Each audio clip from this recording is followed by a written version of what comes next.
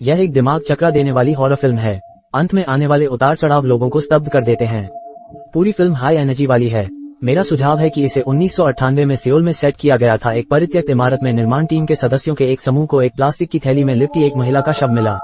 अजीब बात यह थी कि उस दिन विध्वंस कार्यकर्ता को कुछ बेचैनी महसूस होने लगी। इस समय वह सड़क की ओर मुंह कर रहा था, जैसे कि उस पर किसी प्रकार की बुरी आत्मा आ गई हो।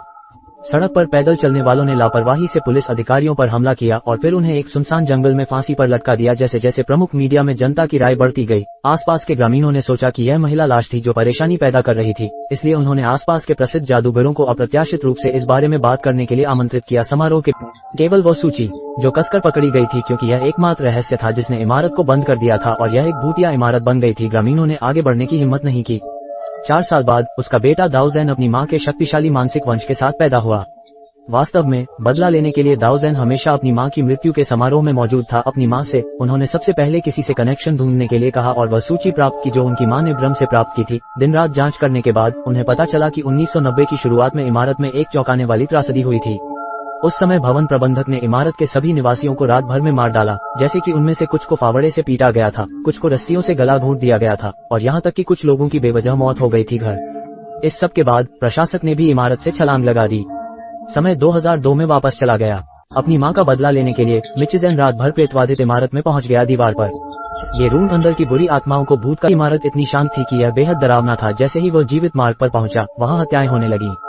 जल्द ही उसे दीवार पर एक खूनी हाथ का निशान मिला, जिसका आकार बिल्कुल उसकी हथेली के समान था। गलियारे ने कहा कि अंदर कई व्यक्तित्वों वाली एक दुष्ट आत्मा है।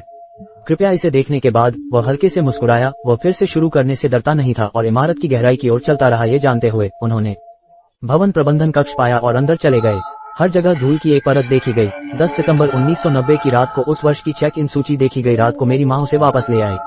इस घुटन भरे क्षण में दरवाजे के बाहर फावड़े की तेज आवाज आई। वह दाऊज़ेन के और करीब आ गया और जल्दी से बगल में एक कैबिनेट में छिप गया। अंतराल उसने देखा कि बाहर का स्टूल खड़खड़ा रहा है और हल्के कदमों की आवाज के साथ नीचे बैठ गया है। दाऊज़ेन डर गया और कुछ देर तक कोई हलचल करने की हिम्मत नहीं की, ये पता लगाने के लिए कि क्या हुआ था। इसलिए दाऊज़ेन ने यात्रा करने की अपनी पैतृक क्षमता का उपयोग किया। 1990 में वह दिन था जब प्रशासक की हत्या हुई थी। उसने इमारत का रोस्टर ढूंढा और संबंधित सूची की जानकारी के माध्यम से उसे ऊपर के निवासी का सटीक पता मिल गया। सड़क के पार दरवाजा अजीब तरह से खुला और अंदर उसने प्रशासक द्वारा मरे हुए व्यक्ति को देखा। उसने दरवाजे की दरार से रहस्यमय लड़की को देखा, लेकिन उसे नहीं पता था कि इस समय कैबिनेट में एक और मरा हुआ व्यक्ति छिपा हुआ था। इसके बगल में उसकी मां द्वारा छोड़ा गया जादुई हथियार पकड़कर उसने बच्चे को अपने सामने मौत की नदी में भेज दिया। फिर जब दाऊज़ेन दूसरे कमरे में आया तो उसने पाया कि वो रहस्यमय लड़की जो पहले दरवाजे पर दिखाई दी थी, एकमात्र मृत भी जो बदसूरत नहीं लग रही थी। चारों ओर पूछने के बाद उसने पाया कि उस लड़की का नाम कौन था जो मेरे सामने आई थी। इसके बारे में सोचने के लिए बिना समय दिए जादुई दाऊज़ेन फिर से मुड़ा तो लड़की गायब हो गई थी। आत्मा ने अंततः उसे पा लिया। वह दुष्ट आत्मा थी जिसने उस समय उसकी मां को मार डाला था और उसी तरह से आत्महत्या करने के लिए दाऊज़ेन को नियंत्रित करना चाहती थी। जब सेना हमला करने वाली थी तो उसने सफलतापूर्वक पीछा करने के लिए अपने शक्तिशाली प्रतिशोध और आक्रोश का इस्तेमाल किया। वह अगले ही सेकंड में दूर चला गया। बिस्तर के नीचे मुड़ा हुआ कागज का एक टुकड़ा मिला। अंदर एक लापता व्यक्ति का संदेश था, जो रहस्यमय लड़की शियुजेन थी जो कुछ मिनट पहले अचानक गायब हो गई थी। इमारत से दाऊज़ेन ने ध्यान से दरवाजा खोला और किताब की जांच करने के लिए बाहर आया। वह आवाज के स्रोत को खोजने के लिए दौड़ना चाहता था, लेकिन उसने पाया कि चाहे वह भवन प्रबंधक का सामना कर रहा था और एक के बाद एक तेजी से पीछे हट रहा था। जैसे ही वो फावड़े से उस आदमी को मारने वाला था, एक घंटी बज उठी। पूरे गलियारे में घंटी उसकी मां की आत्मा थी।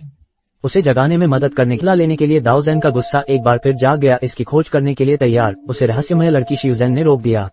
प्रशासक में ये हुई फिर से प्रकट हुई, ये जानते हुए ने दीवार पर खूनी हाथ के निशान छोड़ दिए जब वो बेटी की हत्या कर दी, क्योंकि पिता को डर था कि मामला उजागर हो जाएगा। उसने खुद अपनी बेटी को अपने घर की दीवार में एक दरार में छोड़ दिया और अपने पाप से बचने के लिए एक लापता पत्रक को प्रिंट करने का नाटक किया। उसे इस बात की जरा भी जानकारी नहीं थी कि उस समय उसकी बेटी शियुजेन मरी नहीं थी। जब वो जागी तो प्लास्टिक की थैली से उसका दम घूंटकर मार डाला गया। पहली मंजिल पर लॉबी की दीवार पर कई व्यक्तित्वों वाली एक दुष्ट आत्मा है। उसके सामने सिर्फ डरपोक और कमजोर शरीर वाला प्रशासक चाचा है जो दूसरा व्यक्तित्व था। शियुजेन उसके बूढ़े पिता को नियंत्रित करती थी, फावड़े से उसे मौत के घाट उतार दिया। दूसरे व्यक्तित्व ने उसे पूरी इमारत के लोगों के साथ ले लिया। जब दाऊज़ेन ने शियुजेन से छुटकारा पाने की कोशिश की तो दूसरे व्यक्तित्व ने उसके शरीर पर कब्जा कर लिया, ने अपना आतंकी के रूप में उपयोग किया था। उन दोनों ने अभी अभी फिल्माई गई सामग्री बनाई थी। उन्हें पता नहीं था कि छत का दरवाजा अजीब तरह से बंद था और जैसे ही कैमरा धीरे धीरे मुड़ा, आकाश में एक चमकीला लाल चांद अजीब तरह से दिखाई दिया। जैसे ही वे तीनों अभी भी आनंद ले रहे थे, अचानक पीछे से एक तेज आवाज आई और उन्हें पता चला कि जैसे ही जियाओमी ने दरवाजा खोला, एक काटने वाली हवा दिखाई दी। ये बिल्कुल भी नहीं पता था कि यह पौराणिक भूत द्वार था। वे तीनों सीढ़ियों से नीचे चले गए। गलियारे में कुछ लोग थे जिन्होंने भालू का पित्त खाया था, डरपोक। जैसे ही वे कमरे में गए, उन्होंने देखा कि दीवार पर लगे स्टिकर हवा में लहरा रहे थे। हवा के प्रवाह का एक निशान था। जियाओमी ने बताया कि किसी ने उसकी गर्दन पर फूंक मारी थी। एसी ने पूछा, क्या आप मतभ्रम कर रहे हैं? दकियांग ने देखा कि कुछ गड़बड़ है और उसने चिल्लाकर सभी को वहां से। दकियांग ने बुद्धिमानी से कहा कि यहाँ फंसने से बेहतर होगा कि इमारत की छत पर वापस जाएं और जब उसने दरवाजा खोलने की कोशिश की तो उसने पाया कि इसे खोला नहीं जा सका। जब वह मुड़ी तो उसे एहसास हुआ कि वह जिस कमरे में दाखिल हुई थी वह शिवजन का घर था। अगले ही पल बुरी आत्मा वाली लड़की ने उसे मेज पर गिरा दिया, उसे ये बताने के लिए कि जब तक वह एक व्यक्ति को मारती है वह बाहर निकल सकती है। दृश्य बदल गया और उसे बचाने के लिए एक बड़ा हाथ अचानक सामने आया, जिसने समय के माध्यम से यात्रा की थी और फिर उसने जियाओमी से पूछ निकल गया। अंदर के दूसरे मूर्ख को स्वाभाविक रूप से पुनर्जन्म के लिए भेजा गया था। फिल्म के इस बिंदु पर ऐसा लगता है कि जियाओमी ने कुछ खोज लिया है। जब वे तीनों पहली मंजिल पर लॉबी में पहुंचे तो दकियांग अचानक अजीब तरह से मुस्कुराया और दीवार पर लिखने के लिए स्प्रे पेंट उठाया। इस दृश्य ने तुरंत दाओजेन की यादें ताजा कर दी, क्योंकि उसने जो शब्द लिखे थे वे वही शब्द थे जो दाओजेन ने पहली बार अंदर आने पर देखे थे। अनेक व्यक्तित्वों वाली एक दुष्ट आत्मा के बारे में वाक्य उसके द्वारा लिखा गया था। इस समय वो अब एक सामान्य व्यक्ति नहीं थी। जियाओमी तुरंत आगे बढ़ी और पूछा कि उसे ये कैसे पता चला, लेकिन उस आदमी ने पूछा कि आज कौन सा दिन था। इस क्षण तक ऐसा नहीं था कि दाओजेन को एहसास हुआ कि उसने समय के माध्यम से यात्रा पास नहीं हुआ कि वह एक मरे हुए व्यक्ति था, कि वह अपने साथी जियाओमी के हाथों मर जाएगा और अंततः गलियारे के अंतहीन अंधेरे में खींच लिया जाएगा। दूसरा व्यक्तित्व शिवजेन भी सामने आया।